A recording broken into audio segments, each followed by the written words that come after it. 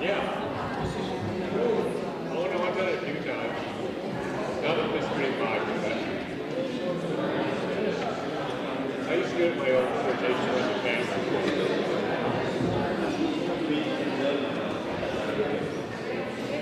But it should be pretty much five at least it came in.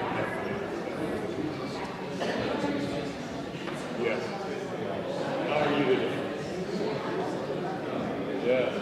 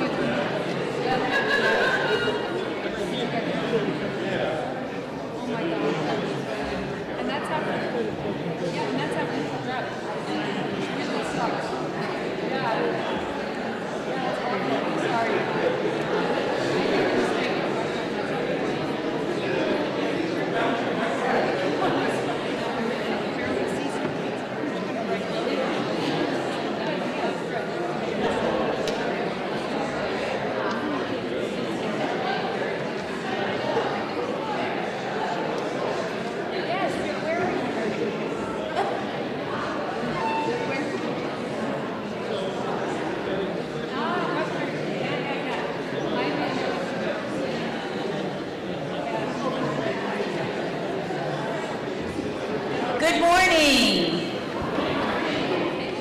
Welcome to the First Unitarian Church of Providence, where we love beyond belief. My name is Jane Knight. I'm your worship associate today. It is good to be together.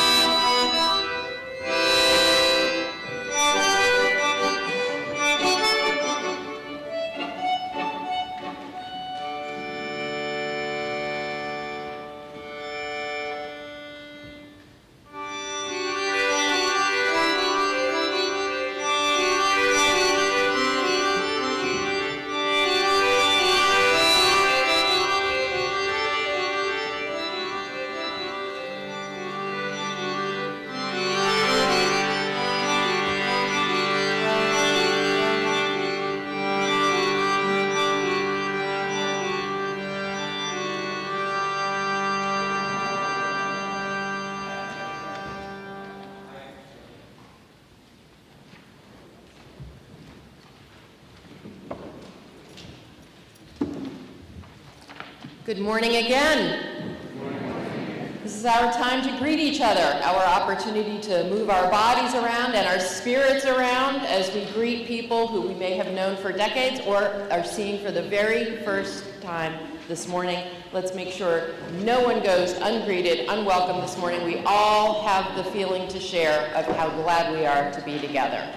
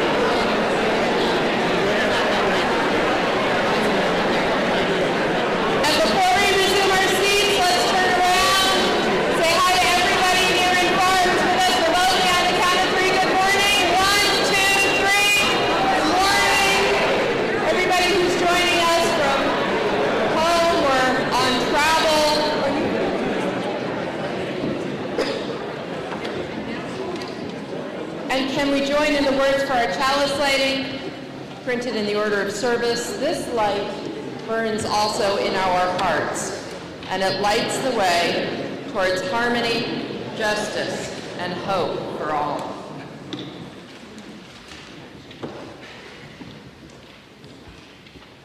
Our invocation this morning is a poem by the 20th century American poet William Stafford.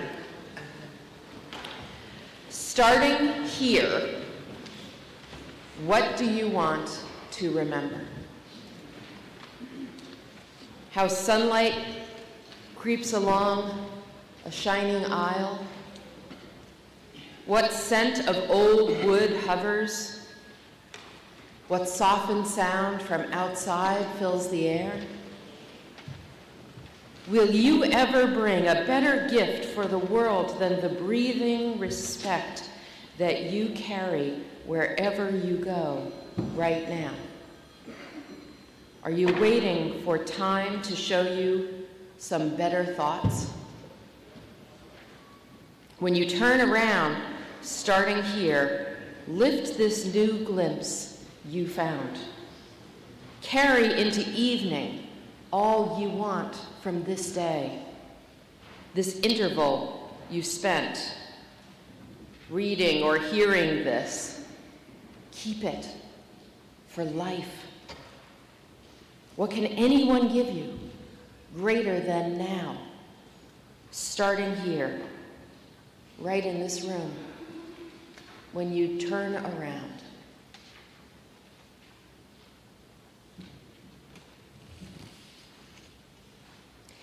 Our opening hymn is number 304 in the gray hymnal, A Fierce Unrest. Can we rise in body or spirit and join in singing?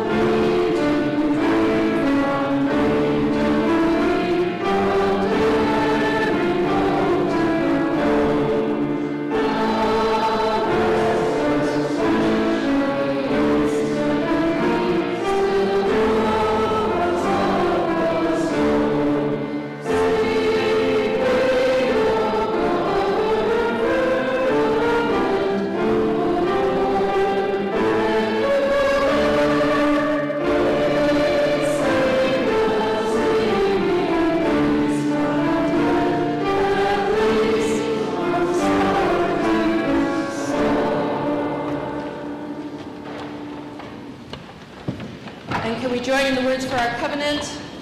Also in the service, order of service, no one is required to speak these words and everyone is welcome to.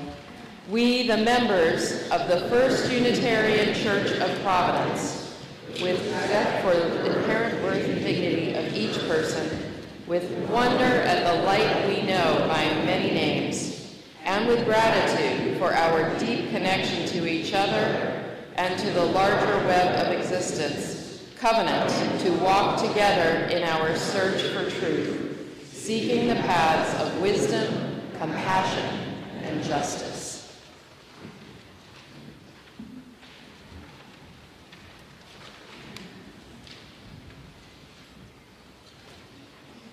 Today's reading comes from the ancient Greek philosopher Heraclitus of Ephesus.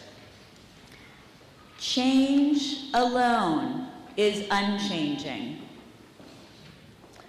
Whosoever wishes to know the world must learn about it in its particular details. Knowledge is not intelligence. In searching for the truth, be ready for the unexpected. Change alone is unchanging.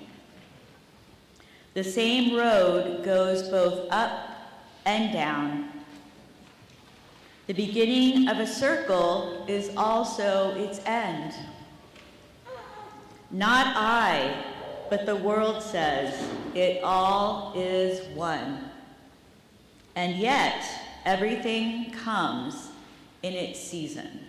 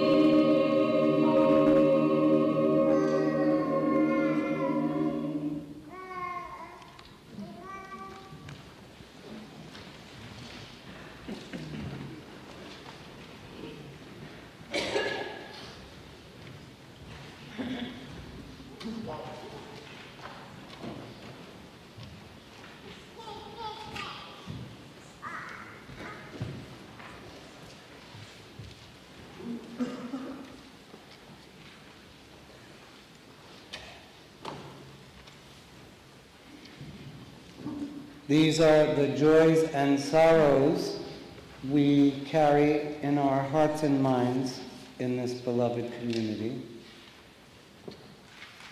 From Hannah Stahl, a candle of sorrow and compassion for my friends, the parents of a beautiful child who passed away in a clinical trial for the treatment of her rare neurodevelopmental disorder a day after her 4th birthday. From Dana, a candle of sorrow and peace for my dear friend who lost her mother this week and her father just last year. Adulting is hard.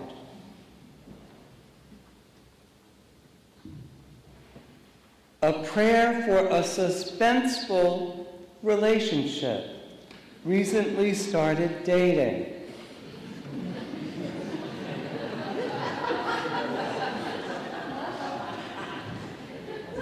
A candle of gratitude to the Sanctuary Working Group for arranging the benefit concert last night. It was beautiful and moving and just what we needed.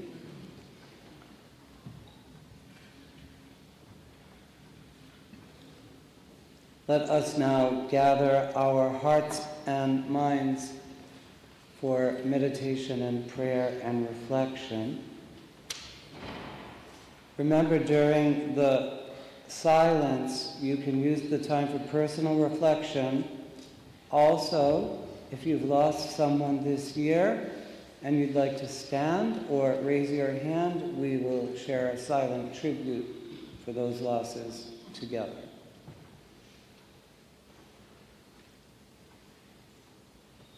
Please take a deep breath with me.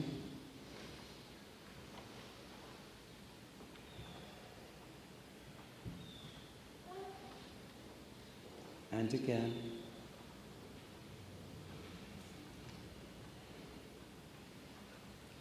One more.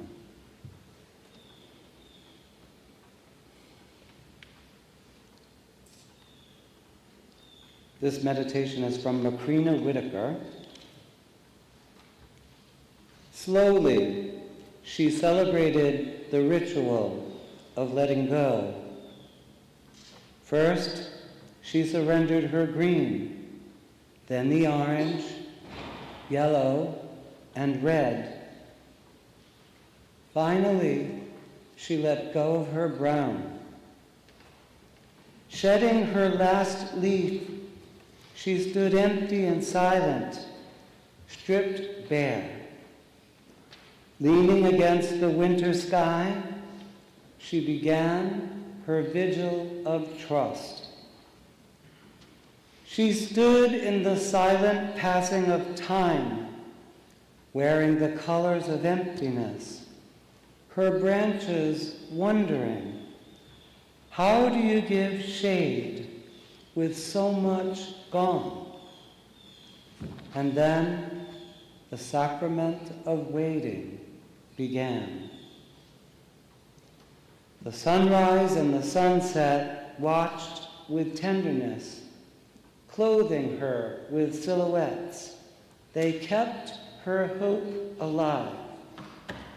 They helped her to understand that her vulnerability, her dependence and need, her emptiness, her ready to receive, were giving her a new kind of beauty. Every morning and every evening she stood to celebrate the going and coming seasons. Spirit of life and love, it is our prayer that we all be found waiting in hope, ready to receive the gifts offered with the passing seasons that change and matures. May it be so. Amen.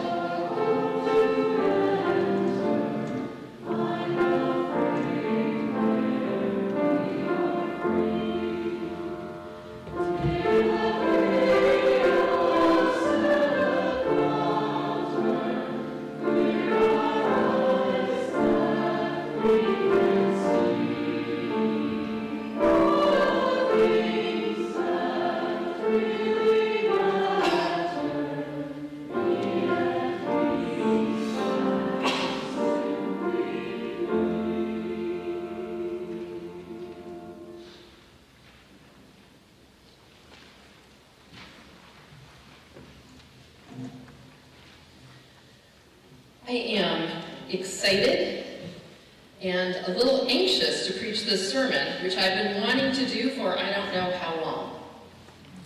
I am excited because it's all about an old English poem, and I mean quite old, from the 1600s, that has been stuck in my head since I first learned it, which was, I think, back in high school. I'm anxious because post-Elizabethan poetry from 400 years ago isn't super hip. It isn't the language we use today, nor the ideals of today. Despite all that, I feel compelled by it, and I decided months ago that it was time to beard this poetic lion in its den and talk the poem through, including the lines that so often insert themselves into my head. I could just cut to the chase, but the whole poem is so clever and perverse, entertaining and annoying, and even in bits rather shocking, that I want to give it its due, not least to consider whether it is even really trying to accomplish what it blatantly says it is trying to accomplish, or whether it's actually a tribute to the human tragedy it laments, and that is its whole actual purpose. It can be hard to know because the poet was extremely clever and known for writing poetry that was often ambiguous. So ambiguous that even now, hundreds of years later, with lots of people having studied him, scholars can't entirely tell whether he was praising or criticizing war. That's hard to do. Think about it. They can't tell whether he was actually praising or criticizing war, or King Charles, or Oliver Cromwell, and the other leaders and issues of his day, which was smart of him, considering how often people paid for ending up on the losing side of an issue with their lives, back when he was living and writing. Andrew Marvell lived from 1621 to 1678. He was raised in the coastal town of Hull in Yorkshire, in the north of England.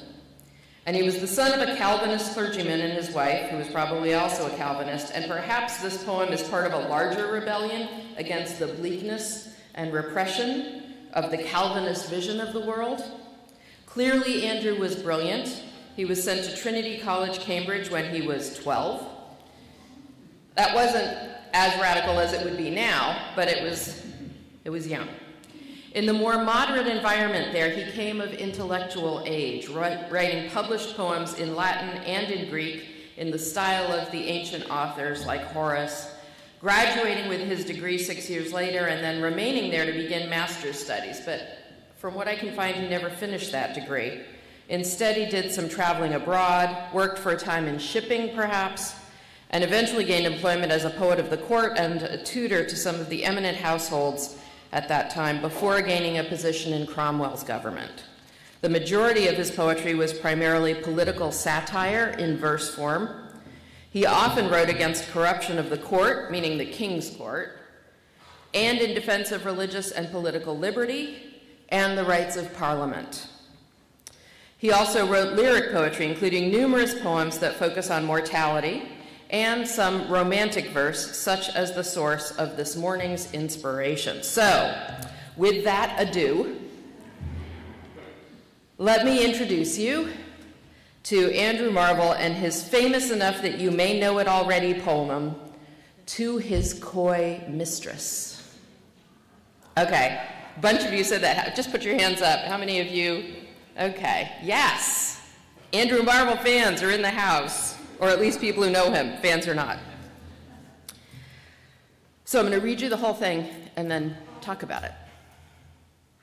Had we but world enough and time, this coyness, lady, were no crime. We would sit down and think which way to walk and pass our long love's day. Thou by the Indian Ganges shouldst rubies find. I by the tide of Humber would complain. I would love you 10 years before the flood. And you should, if you please, refuse till the conversion of the Jews. My vegetable love should grow vaster than empires and more slow. 100 years should go to praise thine eyes, and on thy forehead gaze, 200 to adore each breast, but 30,000 to the rest, an age at least to every part, and the last age should show your heart. For, lady, you deserve this state, nor would I love at lower rate. But at my back, I always hear time's winged chariot hurrying near, and yonder all before us lie deserts of vast eternity. Thy beauty shall no more be found, nor in thy marble vault shall sound my echoing song. Then worms shall try that long preserved virginity, and your quaint honor turn to dust, and into ashes all my lust. The graves a fine and private place, but none, I think, do there embrace. Now, therefore, while the youthful hue sits on thy skin like morning dew, and while thy willing soul transpires at every pore with instant fires, now let us sport while we may, and now, like amorous birds of prey, rather at once our time devour than languish in his slow, chapped power.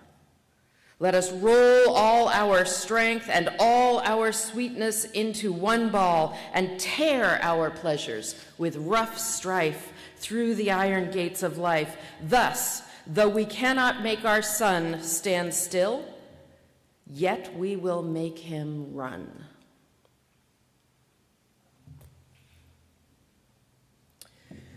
So, this poem basically plunks us into the middle of a conversation between a lover and his lady. He is trying to get her to, how shall I put this for a Sunday sermon? Take their relationship to the next level.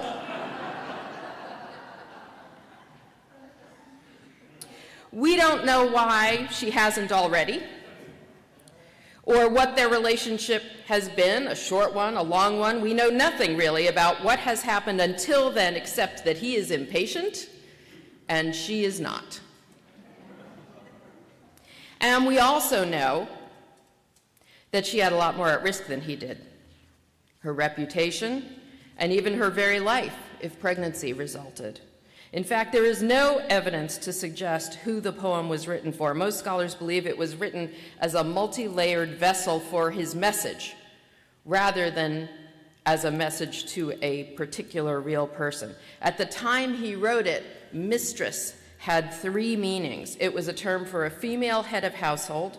It was also a term for a woman having an extramarital romantic affair. And it was a term for a woman loved and courted by a man. That last meaning is lesser known now, but it was widely known in the world Andrew Marvell and his coy mistress inhabited. Given the goal of the poem, he's likely playing with all 3 meanings in his title, and the ambiguity plays out across the poem. Had we but world enough and time. This opening is one of the lines that so often color my experience. That longing. If only we had world enough and time. It's such a quick laying out of the tragedy of human nature, and it sets his theme from the beginning. Our imaginations call us to explore and experience, right? To encounter or even adventure, to see how much and how varied the world can be, and call us also to dwell forever in moments and days and relationships and experiences of goodness and blessings. And we never can get it all. There is never enough time to take it all in, and we can never just stay. Just dwell in what we cherish most. There is never enough time for all that we would do, all that we would see, all that we would love. We wish to live in forever, and we never can.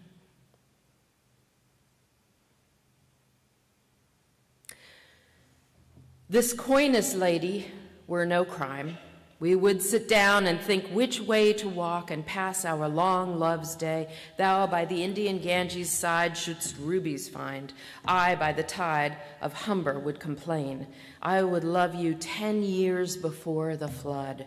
And you should, if you please, refuse till the conversion of the Jews. I might as well stop now and say I don't take that as an anti-Semitic statement. His point is that that would never happen, no matter how long that took. And he doesn't lament it. All of the poem here is about slowing time to a pace so languorous as to be impossible. And even potentially boring. Measuring time in eras, as we see with what comes next. Even the pacing of his words and phrasing here is so long and drawn out. My vegetable love should grow vaster than empires and more slow. 100 years should go to praise thine eyes and on thy forehead gaze. 200 to adore each breast, but 30,000 to the rest. An age at least to every part, and the last age should show your heart. For, lady, you deserve this state, nor would I love at lower rate. Don't you think 100 years of praise would be too much?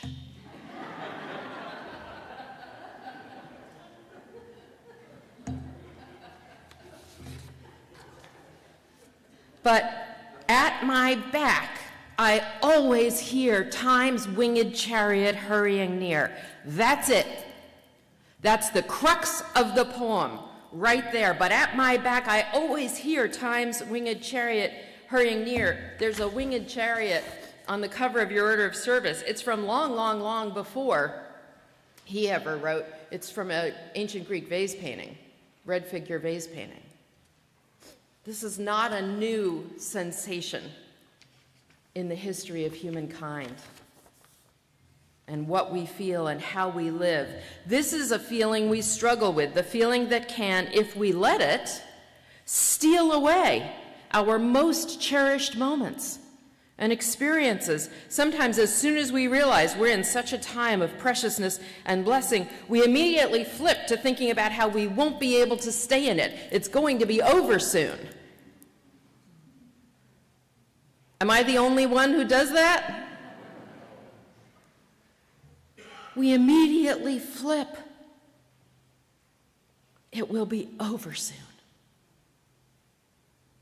This gorgeousness, this bliss. We begin to regret the imminence of its ending, even as it is beginning. While we live, time's winged chariot is never in front of us, and it doesn't stop us, not yet. It is behind us, pursuing us, and will eventually catch us, and then it will stop us. That awareness, hearing it, coming behind us, can steal away the very thing we are cherishing, our own awareness of time's inexorability, of the date-stamped reality within which we all dwell, from the inevitable ending of a perfect moment to the ending of our impassioned, inspired, vital lives, and the questions of the soul and what, if anything, endures beyond death. It is all wrapped up in this, but at my back, I always hear time's winged chariot hurrying near.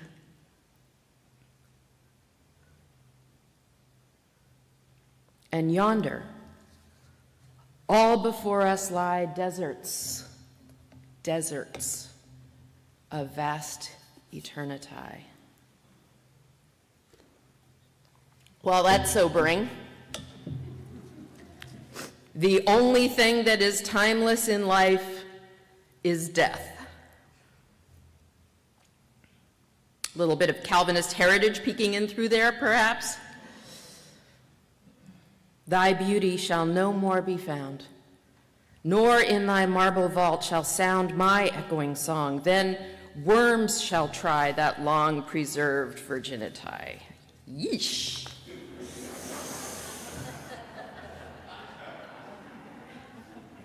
Okay, that can't have read well even back when he wrote it. And that's part of why it seems unlikely that this was ever more than an exercise to point out the challenge of living with mortality and the vulnerability of even the most mad passion. The tragedy of living being that none of us can live forever. And your quaint honor turned to dust. Her honor isn't quaint. It is essential for her living. But again, at this point, this poem isn't really going to seduce anyone with the turn that it has taken. And into ashes all my lust. And then, just as he's hitting us over the head with all the sadness and grimness of his language, he goes light again with a perversity and sarcasm that one either finds funny or awful, or perhaps both. The grave's a fine and private place, but none, I think, do there embrace. And then he's back to his blandishments, back to attending to the here and now. Now, therefore, while the youthful hue sits on thy skin like morning dew, and while thy willing soul transpires at every pore with instant fires, now let us sport while we may, and now, like amorous birds of prey. Amorous birds of prey. That's kind of a tough image, isn't it? Eagles and hawks and the like are not really a sensuous, seductive simile. Did you like that alliteration? a sensuous, seductive simile. But again, he's not really trying. He is not really trying for seduction. Marvel is talking about seizing life in unrepentant talons for our dedicated consumption. Having dwelt reflectively for so long, he is pushing for grabbing life, living without the thinking ahead that undermines the very moments we cherish. This is like a very ungentle version of the message conveyed by the contemporary American poet Wendell Berry. It's a poem that is, in fact, in our hymnal, "The Peace of Wild Things." When despair for the world grows in me and I wake in the night at the least sound in fear of what my life and my children's lives may be, I go and lie down where the wood drake rests in his beauty on the water and the great heron feeds. I come into the peace of wild things who do not tax their lives with forethought of grief. I come into the presence of still water, and I feel above me the day-blind stars waiting with their light. For a time, I rest in the grace of the world and am free.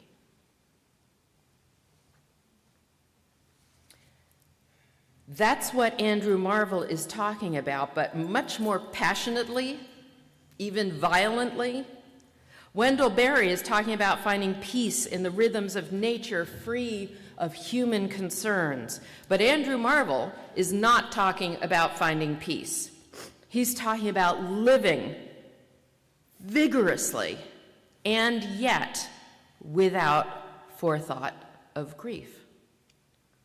Living defiantly, even, as we see with his next lines, rather at once our time devour than languish in his slow chapped power. Let us roll all our strength and all our sweetness into one ball and tear our pleasures with rough strife through the iron gates of life, not the pearly gates of heaven, the iron gates of life. Thus, though we cannot make our sun stand still, yet we will make him run. Wow. Okay. What makes this sermon fodder exactly? Because there is more than one solution to the dilemma of living knowing we will die, and loving though we know death parts us. This is much on my mind, especially this week when I've done 2 services for the end of life within 4 days. Sometimes living within this reality looks like seeking peace and reassurance from the evolving yet perennial cycles of seasons and life and living things, just what Heraclitus of Ephesus was talking about. Just as Wendell Berry writes about. Sometimes it looks like defiance and throwing ourselves into life. Carpe diem, as the Latin saying goes. Horace was the one who invented that. Horace, from whom Andrew Marvel learned a great deal and in whose imitation he frequently wrote. Please remember, carpe diem does not translate to make the most of your day or seek peace in the day. It means seize. Seize the day. Grab it. Claim it. Wrest it the very most from it. Because what Andrew Marvel fears What Andrew Marvell fears is something that would become a more common concern for future centuries than for the one he lived in, which still need a lot of basic supports for life. But what he fears is something brilliantly summed up in a poem so short it almost doesn't exist. So short it almost doesn't exist, which is the point of the poem after all. A poem by Ezra Pound, the American modernist poet who lived from 1885 to 1972. And the days are not full enough, and the nights are not full enough, and life slips by like a field mouse not shaking the grass.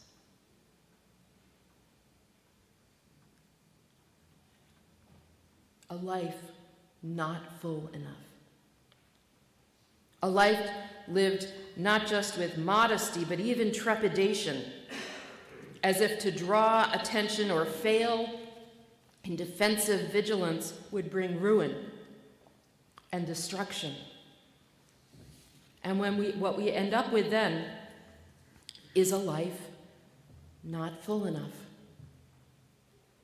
slipping by like a field mouse, so small it doesn't even shift a blade of grass.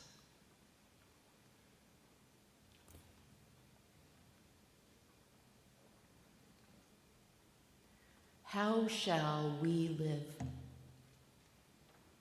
How should we live? These are never questions anyone can answer for another.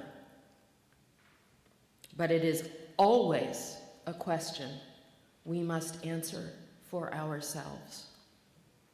And it's a question that matters, not just when youthful hue sits on our cheek like morning dew, but at every age, throughout our lives, and once again, when it comes to dying.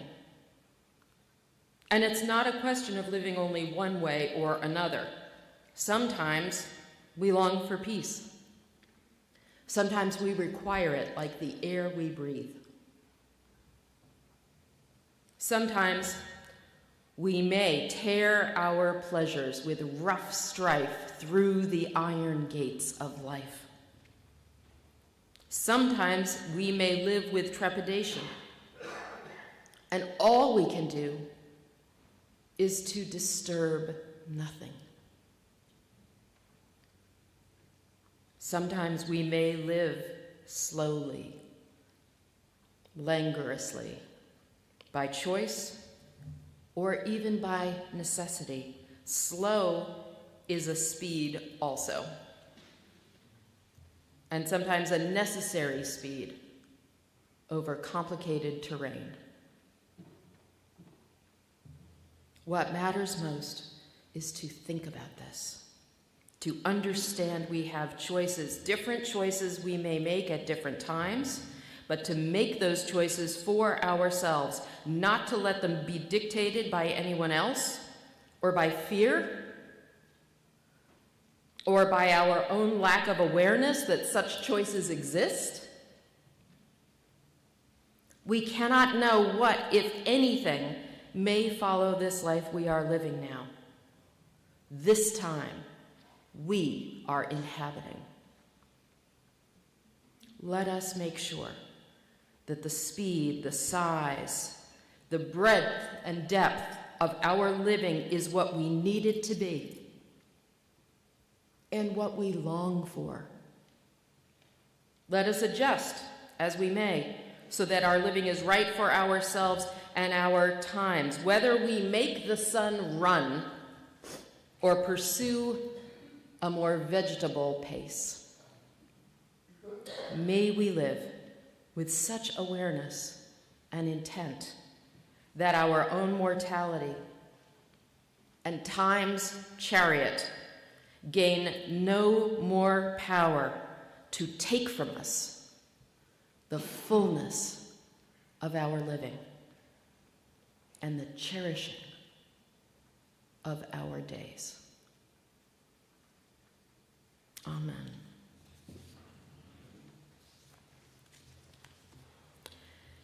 Our second hymn is number 1052 in the teal. It's the oneness of everything. We worked on learning this hymn last year.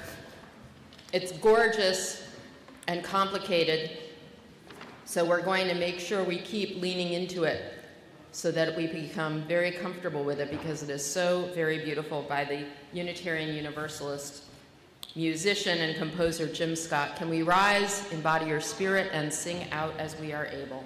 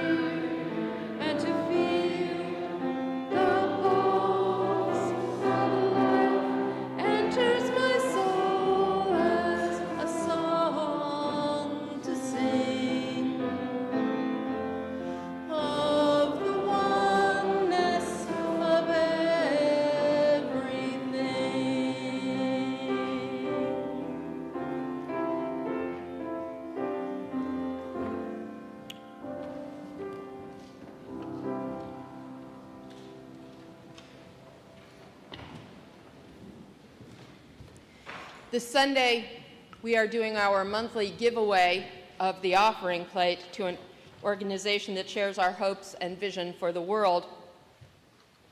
This Sunday, it is our own Community Food Share Pantry. The First U Community Food Share Pantry has worked for 25 years to aid families who are faced with food insecurity. Especially now, the need is great. This past week, our program distributed over 160 boxes of food. Prices are rising, and you almost can't look at the news without learning that the government shutdown is already affecting programs like SNAP and is expected to have a devastating impact very soon. When I've talked to the Community Food Share people, they've told me that more people are coming every time, and they're beginning to run out.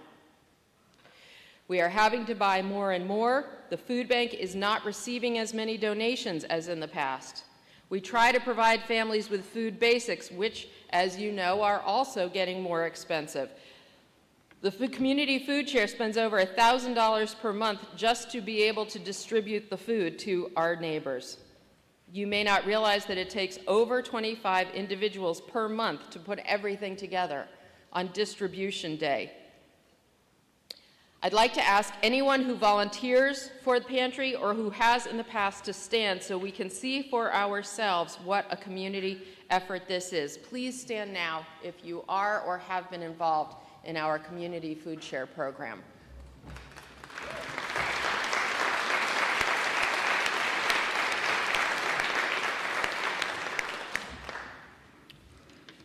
Now more than ever, we need to stand behind that program, not just to maintain it, but to grow it to meet the growing need. Please give as generously as you are able. We usually get a huge response to our monthly offerings. We really need it. We really need it.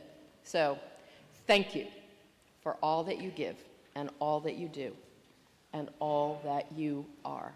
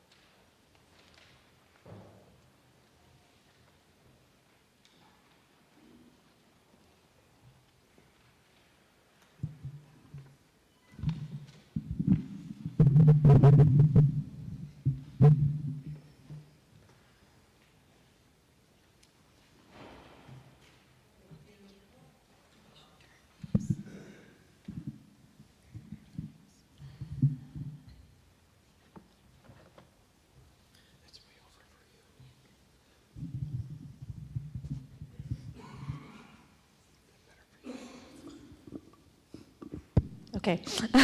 If you know the song, feel free to sing along with the chorus.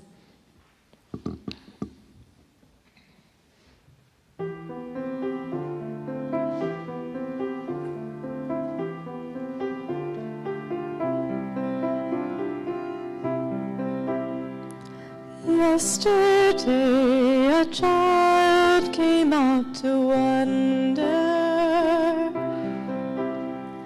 caught a dragonfly inside a jar. Fearful when the sky was full of thunder, and tearful at the falling of a star. And the seasons, they go round and round, and the painted ponies go up and down. We're captive on a carousel of time.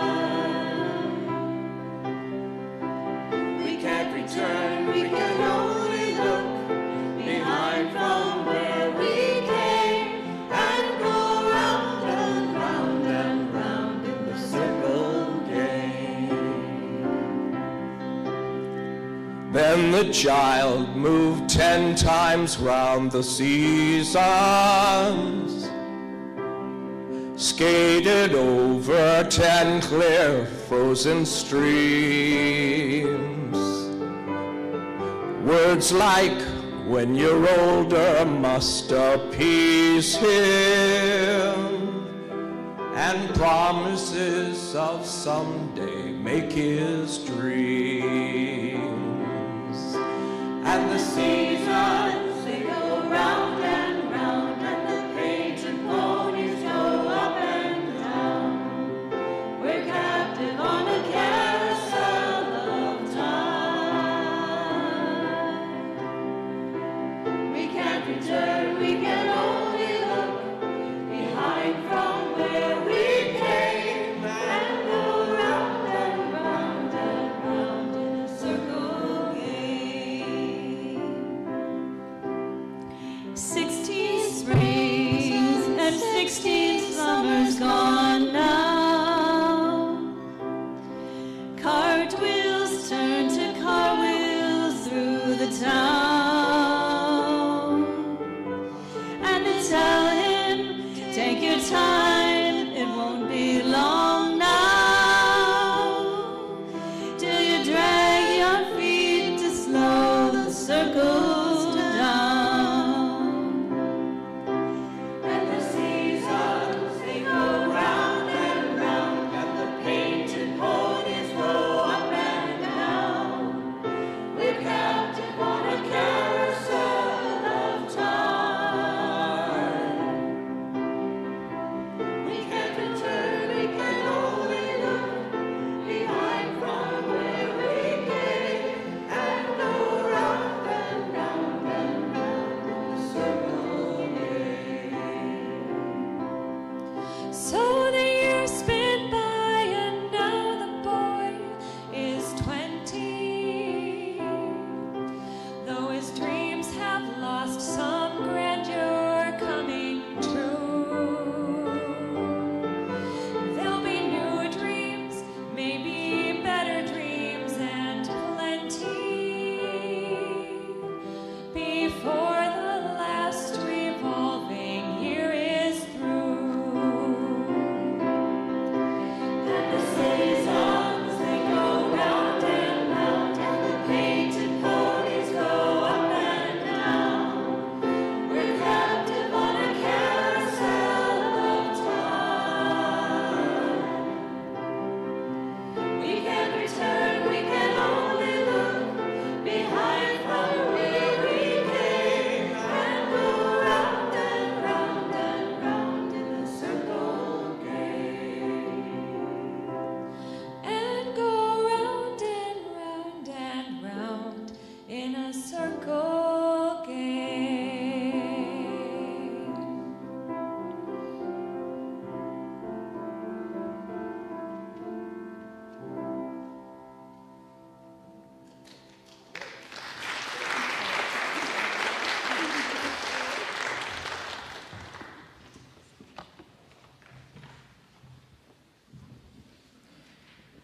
There are no special invitations for this week, so please make sure you look at our weekly newsletter that came out on Friday for any other way you might want to live out your faith in the coming days and weeks.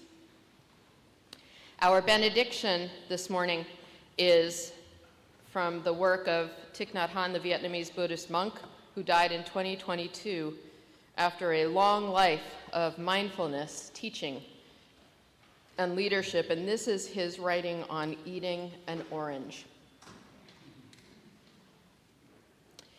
When you look deeply at an orange, you realize that an orange or any fruit is nothing less than a miracle. Try it. Take an orange and hold it in your palm. Breathe in and out slowly, and look at it as if you were seeing it for the first time. When you look at it deeply, you will be able to see many wonderful things: the sun shining, and the rain falling on the orange tree, and the orange blossoms, and the tiny fruit appearing on the branch, and the color of the fruit changing from green to yellow, and then the full-grown orange. Now, slowly begin to peel it. Smell the wonderful scent of the orange peel. Break off a section of the orange and put it in your mouth. Taste its wonderful juice. The orange tree has taken 3, 4, 6 months to make such an orange for you. It is a miracle. Now the orange is ready, and it says, I am here for you. But if you are not present, you will not hear it. When you are not looking at the orange in the present moment, then the orange is not present either.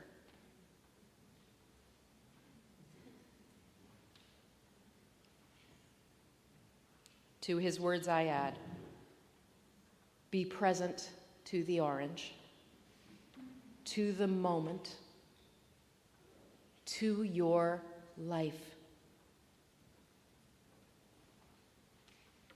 And blessed be.